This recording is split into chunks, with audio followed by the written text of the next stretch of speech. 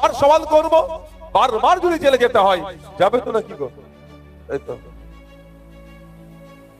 আচ্ছা, কি হয়েছে, অসুবিধা কি হতো? জীবন থেকে 43টা দিন কেড়ে নিয়েছে, এটাই তো।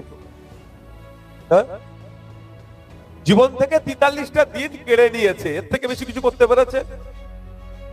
সম্মান বাড়িয়েছে সৃষ্টিকর্তা না কমিয়েছে? আমরা যখন জেলে ঢুকি, যে আমাদেরকে দেখার জন্য হুড়মুড় করে লোক চলে আসছে। একটা জেলের ঘটনা আপনারা শুনবেন, শুনবেন আপনারা। বারাইপুর সেন্ট্রাল জেলে আমাকে নিয়ে যাচ্ছে, বারাইপুর সেন্ট্রাল জেলে। সেদিনকে ক্রিকেটের টুর্নামেন্ট চলছিল, ওই জেলের মধ্যে খেলাধুলা হয়, টুর্নামেন্ট চলছিল। কে খবর দিয়েছে নওশাদ ভাইজান জেলে আসছে?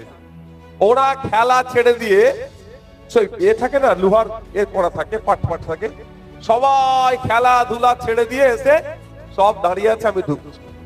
ভাইজান জিন্দাবাদ ওখানে ঢুকছে।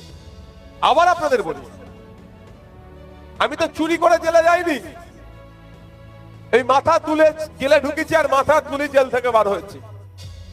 আবার আপনাদের জানাই, আমাকে প্রেসিডেন্সি সেন্ট্রাল জেলে লকআপে রাখা হয়েছিল, এই যে আপনার কি বলে আলাদা সেলে।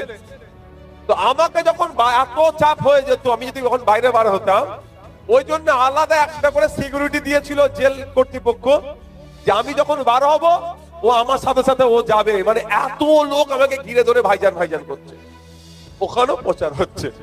কিন্তু আবার ওই জেলে পার্থবাবুও ছিলেন, শুনতে পাচ্ছেন কার নাম বললাম? পার্থবাবুও ছিলেন। ওই জেল থেকে পার্থবাবু লজ্জায় বার হতেন না সেলের বাইরে, বার হলেই চোর চোর চোর চোর চোর চোর করতো পাবলিকে। আর আপনাদের ভাইজান লোককে সামলানোর জন্য, অন্যান্য কায়দিকে সামলানোর জন্য জেল কর্তৃপক্ষ আবার একটা পুলিশও দিয়ে দিত, আর ভাইজান ভাইজান ভাইজান আওয়াজ হতো। সুতরাং জীবন থেকে 43টা দিন কাটলেও আমি এই মঞ্চ থেকে মমতা ব্যানার্জিকে আমি ধন্যবাদ জানাবো। যদি আমি জেলে না যেতাম, জীবনের রাজনীতির একটা অধ্যায়, হয়তো ওই অধ্যায়ের মধ্যে একটা কোনো প্যারা আমি হয়তো ছেড়ে যেতাম। জেলে যাওয়াটাও আমার জন্য আশীর্বাদ স্বরূপ আমি পাচ্ছি, সৃষ্টিকর্তা আমাকে দিয়েছে। বাস্তব কথা বলছি, জেলের খাওয়া দাওয়া, জেলের সিস্টেম, জেলটা কি, পুলিশ লকআপ কি, সেন্ট্রাল লকআপ কি, সেন্ট্রাল জেল কি, আলিপুর জেল কি, পিসি কি, জেসি কি, কোর্ট কি, আদালত কি, আমি প্র্যাকটিক্যাল জানতাম না, থিওরিতে একটু আধটু জানতাম। কিন্তু প্র্যাকটিক্যাল জেনে নেওয়ার জন্য আমার সৌভাগ্য হয়েছে। মমতা ব্যানার্জির অভিশাপ আমার জন্য আশীর্বাদ হয়ে দাঁড়িয়েছে।